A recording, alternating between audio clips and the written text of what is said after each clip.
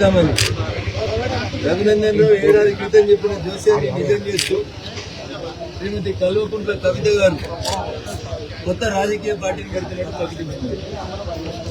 నేను ఆ రోజు చెప్పినా మళ్ళీ చెప్తా ఉన్నాను. ఈ దేశంలో ఇప్పటికే సుమారు 6,200 పొలిటికల్ పార్టీలు భారత ఎన్నికల సంఘం దగ్గర రిజిస్టర్ అయిందాయి.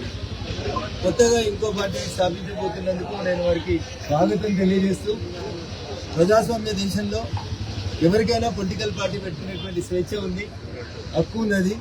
కానీ మేము మొదటి నుంచి చెప్తున్నట్టు ఒకసారి అధికారాన్ని కోల్పోయిన తర్వాత టీఆర్ఎస్ పార్టీ 4 ముక్కలవుతుందని, ఆ ముక్కలేవి వచ్చే ఎన్నికల వరకు నిలబడేయని చెప్పి రఘునందన్ ఏదైతే చెప్పినాడో అదే ఇప్పుడు నిజమవుతా ఉంది.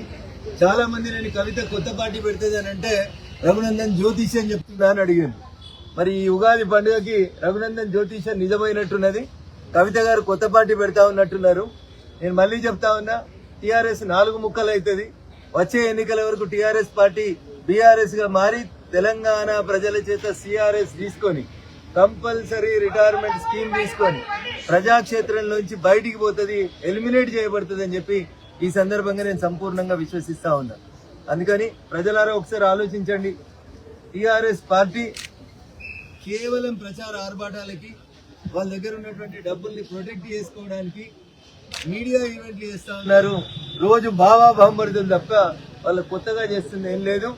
10 ఏళ్ల వాళ్ళ పాలనలో జరిగినటువంటి పొరపాట్లు అన్నింటినీ కూడా కాంగ్రెస్ పార్టీ క్షమిస్తూ ఉదార స్వభావంతో నటిస్తా ఉంది.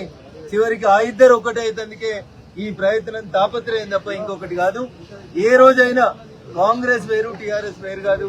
ఇవి రెండు ఒక నాణానికి బొమ్మ బొరుసు లాంటి. వీళ్ళిద్దరూ కలిసి కొట్లాడతారు, కలిసి పోటీ చేస్తారు. కాబట్టి తెలంగాణ ప్రజలు భారతీయ జనతా పార్టీని ఆశీర్వదించాలని ఈ సందర్భంగా విజ్ఞప్తి చేస్తారు.